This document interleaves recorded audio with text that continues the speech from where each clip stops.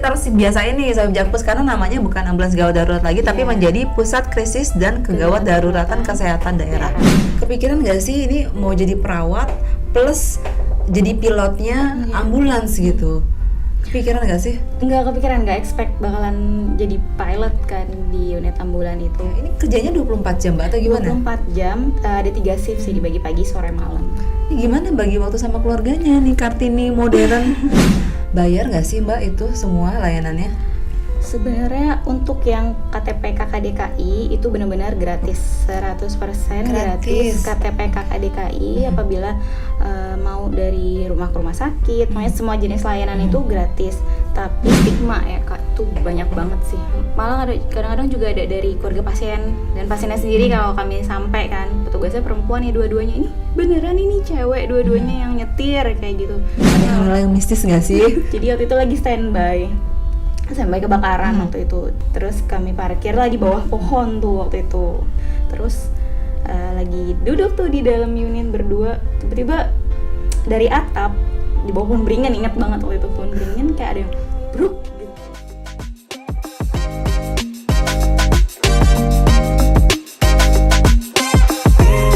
Disiarkan dari kantor Wali Kota Jakarta Pusat. Inilah dia J Podcast. Podcastnya Jakarta Pusat.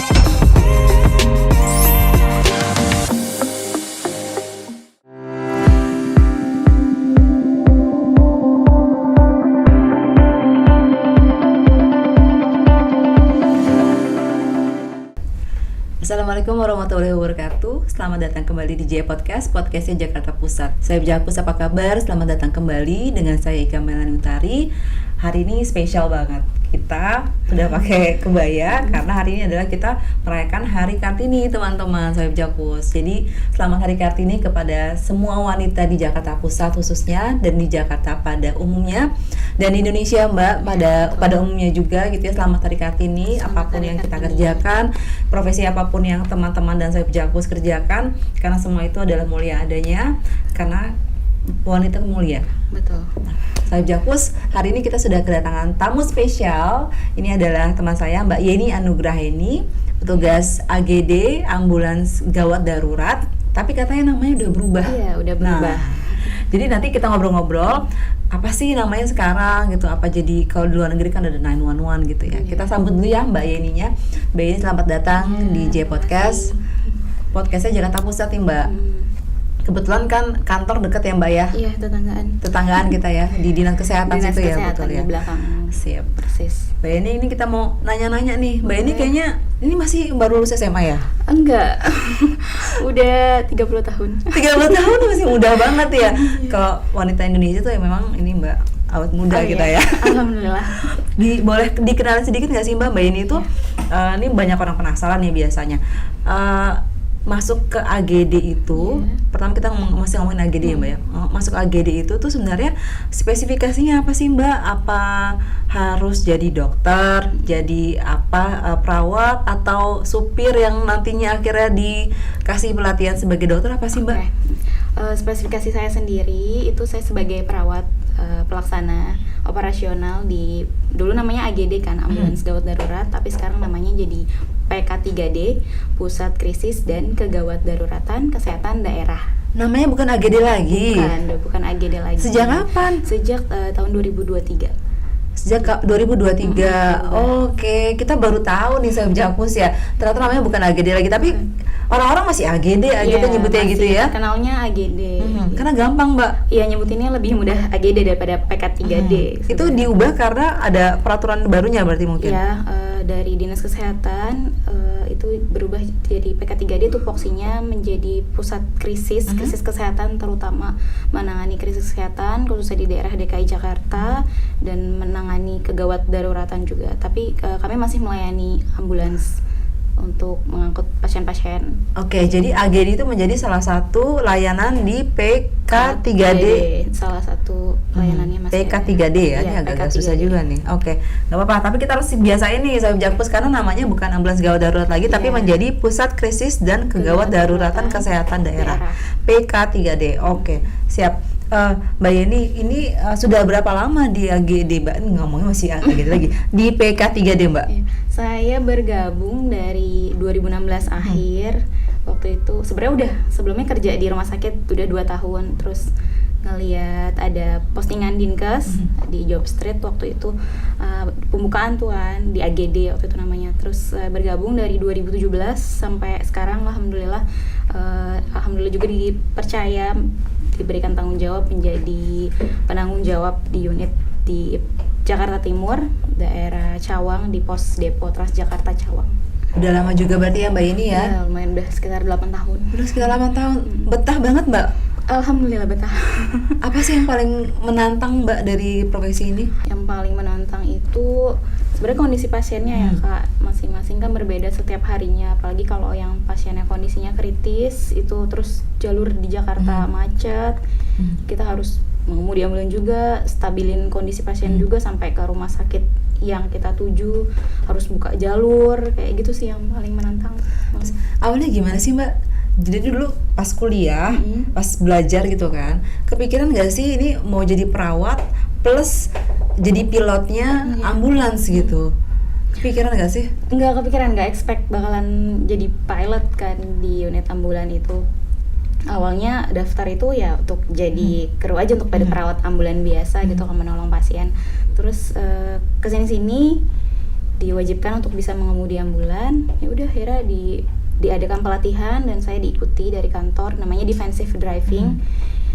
Terus ikut sekitar dari 2018 bisa mengemudi ambulan itu sendiri. Ini pasti keren banget kalau di jalan nih, kalau udah bisa ngemudi. Iya, banyak sih yang kaget kalau ketemu ojol gitu kan, ojek online. Ih, drivernya cewek gitu. Hebat banget ya, Mbak. Sedikit tentang si PK3D ini gitu ya. Ini banyak yang tanya deh, karena ini aku curious juga gitu ya. Bedanya kalau mau misalkan butuh, kami tuh teleponnya ke 112 atau ke 119 sih? Sebenarnya bisa dua-duanya ya Kak. Kalau 112 itu ke Jakarta Siaga dia nyambungnya. Kalau Jakarta Siaga tuh lebih ke kebencanaan, kebakaran, banjir. Nanti ruang lingkupnya luas tuh, ada damkar, BPBD dan lain-lain. Tapi kalau ke 119 itu NCC-nya DKI Jakarta yang kesehatan di bawah Kemenkes. Nah itu nanti nyambungnya langsung ke kami. Langsung ke pusat krisis, ada operatornya. Krisisnya gitu ya. Oke, ini dari tadi kan kita ngomongin PK3D itu ada beberapa layanan berarti ya, kalau aku ini ya tangkap ya. Apa aja sih layanannya, Mbak? Layanannya tuh banyak. Yang pertama ada standby medis, kayak standby keramaian yang kayak konser, ada event-event.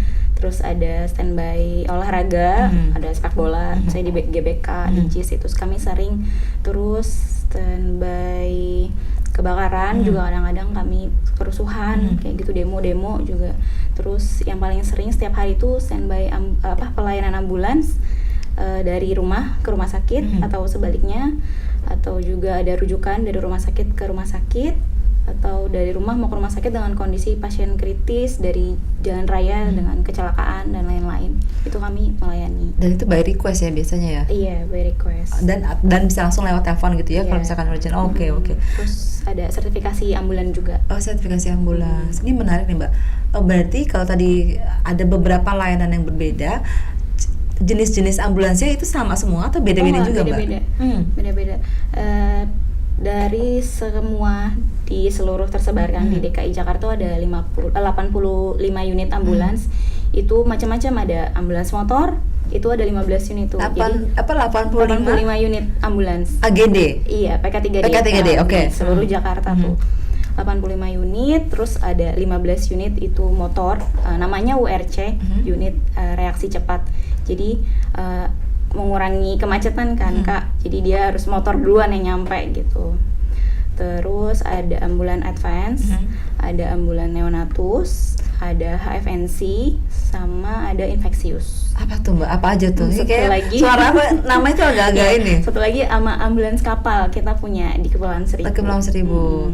Kalau ambulan advance itu dia udah dilengkapi alat-alat yang memadai untuk penunjang hidup dari airway, breathing, sirkulasi. Kok kayak rumah sakit sih? Iya, itu jadi kita kayak mini gitu. ICU. Jakarta punya itu berarti. Punya berapa unit kita kira-kira? Seluruhnya 85 unit. Ih, kok keren banget sih Jakarta. Jadi sebenarnya semua ambulans K3D ini sebenarnya sudah spesifikasi ICU di rumah sakit gitu jadinya. Iya, kita ada ventilator gitu. Oke, ini keren banget sih Jakarta. Saya Jakpus ya. Oke, terus lalu Mbak? Iya, terus ada yang neonatus, jadi itu khusus bayi. Untuk bayi ya. Di dalamnya kalau yang advance kan pakai berangkar, ini dia ada inkubatornya. Inkubatornya. Iya, ada inkubatornya. Jadi untuk bawa pasien-pasien bayi yang di bawah 28 hari itu bisa kita rujuk pakai ambulan neonatus. Terus kalau HFNC itu dia pasien-pasien yang membutuhkan oksigen dengan saturasi yang tinggi, kayak gitu sih Kak. Terus dari pulau juga kita ada kapal kan, kalau mobil nggak mungkin kan, jadi dibawa pakai ambulan kapal kami, nanti merapat di Jakarta Utara. Oke, untuk dibawa lagi ke rumah sakit terdekat. Oke. Jadi dengan semua layanan yang maksimal itu, yang advance itu, yang disediakan oleh Pemprov DKI Jakarta, bayar nggak sih Mbak itu semua layanannya? Sebenarnya untuk yang KTP KKDKI itu benar-benar gratis, 100% gratis KTP KKDKI apabila mau dari rumah ke rumah sakit, makanya semua jenis layanan itu gratis. Tapi ada juga yang berbayar Kak, kalau misalkan kegiatannya mau ngerujuk nih, misalkan dari rumah sakit Jakarta ke rumah sakit sekitar Jakarta, Bekasi, Depok, Tangerang gitu, itu berbayar, ada sesuai pergub, mulai dari 450.000 gitu. Tapi kalau KTP-nya dari luar DKI, tapi namanya musibah ya Kak, ada kejadian gawat darurat atau kecelakaan, dia lagi di DKI Jakarta, itu gratis. Tetap kami tolong, kami bawa ke rumah sakit. Masya Allah, gitu. Hebat banget ya. Terima kasih untuk Pemprov DKI Jakarta nih. Terima kasih untuk teman-teman di lapangan. Ternyata cakupannya luas banget ya, berarti pekerjaannya ya. Ini kerjanya 24 jam Mbak atau gimana? 24 jam, ada 3 shift sih, dibagi pagi, sore, malam. Ini gimana bagi waktu sama keluarganya nih, Kartini modern? Ya kebetulan aku working mom ya Kak, 1 orang anak di rumah. Bentar, aku nanya dulu. Ini anaknya nanya, Mama mau kerja ya jadi pilot gitu nggak sih nanya? Iya, dia taunya aku taunya. di ambulan ya. Kadang pernah ngeliat juga kan. Dia bangga sih kayaknya dia. Iyalah. Ya. Terus berarti bagi waktunya gimana Mbak jadinya Mbak? Bagi waktunya ya tanggung jawab sebagai istri dan ibu di rumah semaksimal mungkin kita layani anak-anak gitu. Terus kalau udah bekerja ya kita total gitu Kak. Waktunya shift-shiftan atau 24 jam Mbak? Shift-shiftan ada pagi dari jam 7.30 sampai jam 14, sore juga ada dari jam 14 sampai jam 21. Terus malam ada jam 20.30 sampai jam setengah 8 lagi. Ini berarti kita teman-teman di PK3D ini bekerja 24 jam dengan sistem shifting untuk melayani seluruh warga Jakarta ya Mbak ya? 24 jam pokoknya, siaga. Ini Kartini hebat banget. Ini boleh nggak sih dikasih tahu ke Soeb Jakpus gitu ya, dari keseluruhan karyawan yang bekerja sebagai petugas AGD itu berapa yang perempuan Mbak? Totalnya ada berapa sih? Totalnya untuk perawatnya itu ada 926, maaf 926. Tapi kalau untuk perempuannya aja itu ada 317. Jadi di satu unit itu sekitar 3-4 orang dari 9 orang total. Jadi sampai setengahnya gitu ya. Ini berarti hebat banget. Ini Kartini modern udah nggak ada bedanya lagi dengan para pria gitu ya. Karena sebenarnya kita secara kemampuan sudah sama gitu ya. Betul, Kak. Siap. Ini perlu diapresiasi banget nih teman-teman. Terima kasih ya Kartini modern kami ini di Jakarta. Mbak ini tadi kan kita ngomongin ambulans banyak banget ya, yang miliknya PK3D kita. Nah, ada kayak mobil jenazah juga nggak sih? Karena kan mungkin setelah mungkin tidak tertolong gitu ya, atau memang kondisinya sudah lewat ya, orangnya sudah meninggal. Kita juga punya mobil jenazah kan Mbak? Enggak, kalau PK3D itu khusus gawat darurat aja, jadi pasiennya masih hidup, itu yang kami tolong. Tapi kalau udah meninggal, misalkan di jalanan tadinya kondisinya buruk, terus tiba-tiba kami sampai tapi udah meninggal, kami koordinasi sama mobil jenazah dinas pemakaman. Oke. Gitu. Jadi berbeda tuh Kak antara mobil jenazah sama ambulans gawat darurat. Jadi kalau ambulans gawat darurat nggak bisa ngangkut orang meninggal. Gitu. Beda peruntukan ya? Iya, gitu beda ya? peruntukannya. Oke, siap. Nah, tadi kita ngomongin bahwa ada sekitar 926-an pria gitu ya, secara keseluruhan perawat AGD ya, perawat PK 3D ini, 317 yang wanita gitu. Pernah nggak sih gitu ada mungkin challengesnya gitu ya, tantangannya bekerja di sekitar banyaknya pria gitu kan, atau mungkin ada stigma tertentu gitu. Nah itu yang pertama. Nah pertanyaan kedua nih tentang stigmanya si ambulans ini sendiri Mbak, gitu kan. Bukan zaman dulu sih, pernah nggak sih kayak misalkan ini ambulansnya pemerintah, walaupun tadi udah dijelasin ya, udah bagus banget kita fasilitas gitu ya, jangan pakai ambulansnya pemerintah lah gitu, nggak banyak ininya, nggak banyak fasilitasnya. Pertama yang stigma ya Kak, tuh banyak banget sih, bahkan dari orang-orang terdekat juga ada, karena kan ini kayaknya lebih cocok pekerjaan laki-laki kan, ngemudi ambulans gawat darurat gitu. Malah ada kadang-kadang juga ada dari keluarga pasien dan pasiennya sendiri. Kalau kami sampai kan petugasnya perempuan nih dua-duanya, ini beneran ini cewek dua-duanya yang nyetir kayak gitu. Padahal kami juga menolong pasiennya, kita stabilin, bawa bag emergency, bawa oksigen, dorong berankar, kayak gitu. Stigmanya paling kayak gitu. Terus kalau di jalanan suka masih ngelihatnya aneh kayak gitu, karena mungkin jarang ya, masih jarang kayak gitu. Mungkin bukan aneh kali, nanti keren aja kali, keren banget gitu ya. Iya kayak gitu, kayak wah cewek yang bawa kayak gitu sih. Terus kalau ambulans pemerintah sebenarnya udah bagus banget Kak. Unit kami tuh udah, ya, tadi kan udah kayak diceritakannya udah kayak rumah sakit kecil gitu kan. Alat-alatnya lengkap, ada steering pump, oksigen, ada monitor, ada segala macam deh, pokoknya lengkap banget. Berarti kalau misalkan ada nggak sih orang-orang tuh yang jangan pakai ambulans pemerintah lah gitu kan, banyak ya ambulans yang di luar pemerintah juga gitu ya. Ada nggak sih omongan-omongan gitu, masih ada ya? Kalau kayak gitu sih nggak, paling kayak kaget sih Kak, kalau baru yang pertama kali pakai gitu kan, keluarganya pesan kita, terus bagus ya ambulannya gitu, bersih, terus kondisinya rapi, unitnya alat-alatnya lengkap kayak gitu, terus petugasnya hospitality-nya juga baik kayak gitu. Intinya adalah semua ambulans punyanya si PK3D, punya Pemprov DKI Jakarta, advance semua, fasilitasnya gitu ya, dan ini sudah kayak rumah sakit berjalan ya Mbak ya gitu ya. Mau tanya hal yang menarik sebenarnya untuk teman-teman ketahui juga. Ini kan kerjanya 24 jam, sistem shifting. Ini mungkin aku terlalu banyak nonton film ya. Ada hal-hal yang mistis nggak sih? Kita selama bekerja jadi petugas AGD itu. Kalau yang menarik dulu kali ya Kak. Yang menarik tuh sebenarnya banyak dari awal aku kerja, tapi yang membekas banget ya, pernah tuh dinas malam, waktu itu kami berdua, perempuan dua-duanya. Ini kita berubah jadi podcast horor nggak sih? Lanjut Mbak. Iya, lagi berdua, terus jemput pasien ya kan, on call namanya Kak, kalau dari rumah tuh kondisinya kritis, ada riwayat jantung, terus dimana rumahnya jauh dari jalan raya kan, jadi parkirnya jalanan ya, terus berankar harus masuk ke gang-gang sempit. Terus pasiennya kurang bagus lah kondisinya dikatakan. Terus akhirnya kami rujuk, dapatlah satu rumah sakit. Kita masuk tol waktu itu, tiba-tiba pasiennya apnu itu henti napas, henti jantung. Dan kita wajib RJP kan, resusitasi jantung paru. Itu akhirnya di pinggir tol, kita melipir di jalur gawat itu. Akhirnya RJP dengan kondisi unit yang sempit, yang keluarga panik, oksigen terbatas gitu.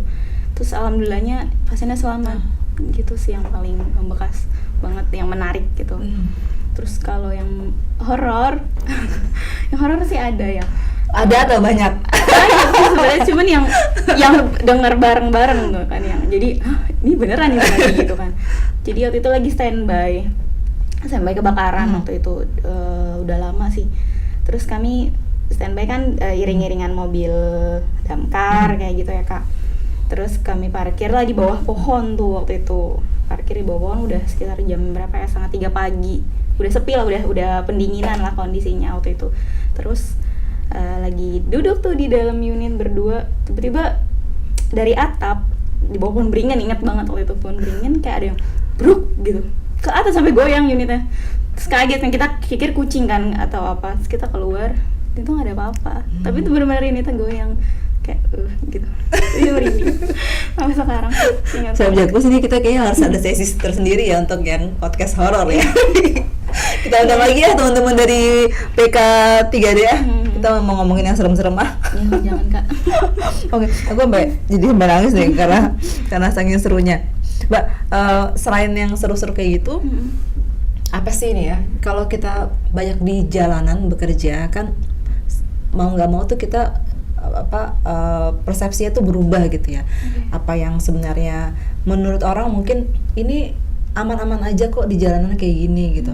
Ternyata kejadian gitu kan, kecelakaan atau segala macam gitu. Ada nggak sih kayak misalkan hal-hal yang menurutmu yang harus diperhatikan orang-orang di jalan gitu biar tidak kejadian dengan apapun yang mungkin pernah dirimu hadapi, Mbak? Kalau di jalanan kan kita kadang udah hati-hati ya, tapi orang lain kan belum tentu kan. Apalagi kalau kecelakaan itu udah sering banget. Paling hati-hati di jalan pakai helm sih, terutama aman diri dulu, aman buat diri sendiri, pakai lagi mengendarai yang paling sering ya Kak. Terus untuk ibu-ibu terutama kalau mesen kayak gitu kanan kiri dilihat, itu paling itu kali ya. Oke. Ini mungkin pertanyaan pribadi sedikit gitu ya. Ini balik lagi. Tadi kan kita kerja 24 jam gitu ya, sistem shifting, anak satu di rumah gitu. Kadang-kadang sebagai wanita ada nggak sih kepikiran, nih apa sih yang gue kerjain di jalan gitu ya? Kenapa sih nggak di rumah aja gitu? Atau justru sebenarnya keluarga yang menguatkan gitu, yang merasa bangga dan ayo Bu gitu terus bekerja. Suami kayak gimana tuh Mbak sama anak Mbak? Kan aku prinsipnya gini, sebenarnya kan ilmu yang bermanfaat kan ilmu yang diamalkan ya Kak, dan aku senang bisa bermanfaat untuk orang lain, untuk mengabdi buat warga-warga DKI Jakarta. Dari suami sih dia mendukung banget, dari anak juga baik-baik aja gitu ke aku, tapi apa namanya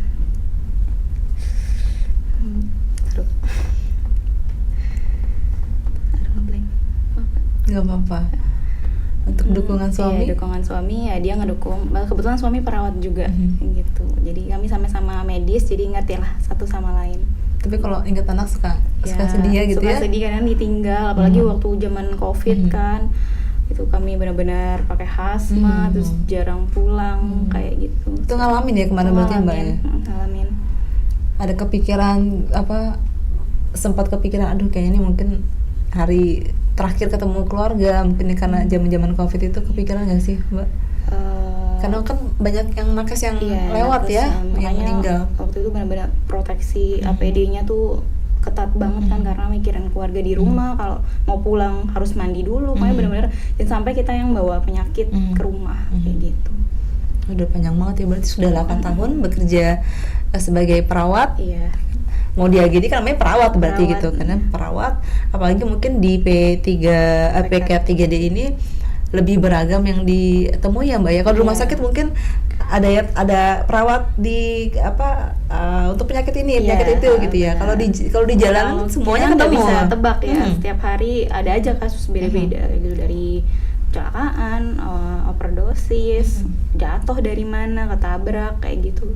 Ya. Dan itu semua sudah ditemuin. Iya, alhamdulillah udah lumayan banyak banget pengalamannya.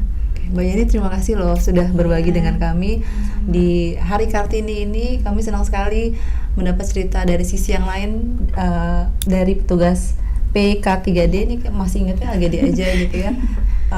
Terima kasih Mbak Yeni. Terima kasih, aku juga udah diundang. Terima kasih juga kepada teman-teman petugas PK3D wanita yang ada di Jakarta dan mungkin wanita yang bekerja di profesi manapun Mbak. Terima kasih sudah meninggalkan keluarga dan berkontribusi kepada masyarakat. Mungkin Mbak ini terakhir nih ada yang mau disampaikan mungkin untuk teman-teman Sohib Jakpus, adik-adik kita, bagaimana mungkin bisa menjadi seperti Mbak Yeni atau melebihi Mbak Yeni gitu ya, kira-kira apa yang harus dilakukan, prinsip apa yang harus dimiliki gitu.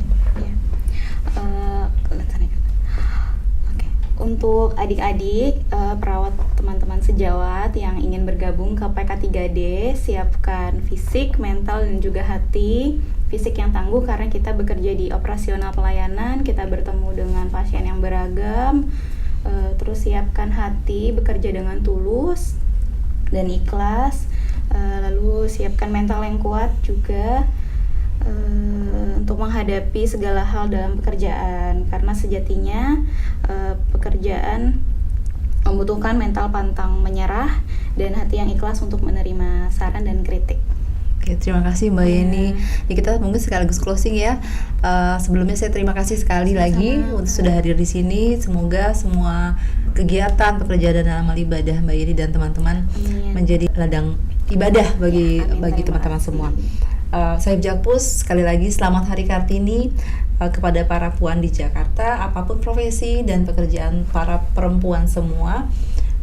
Jangan ragu dan jangan takut untuk bermimpi setinggi langit, karena yang membatasi semuanya adalah diri kita. Jadi jangan batasi diri kita. Kita ketemu lagi di J Podcast selanjutnya. Saya Ika Melani Utari. Wassalamualaikum warahmatullahi wabarakatuh. Waalaikumsalam.